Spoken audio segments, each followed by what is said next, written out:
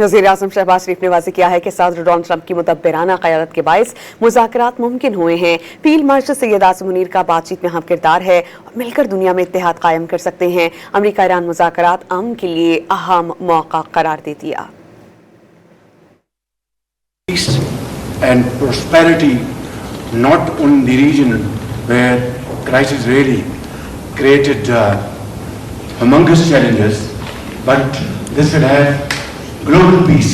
And I must, at this point in time, with fullest sincerity at my domain, thank President Donald Trump for his visionary and very dynamic leadership, which has resulted in this meeting here today in beautiful city of Birkenstock. And I think here we are going to have wonderful discussions which will lead to hopefully very productive results in times to come.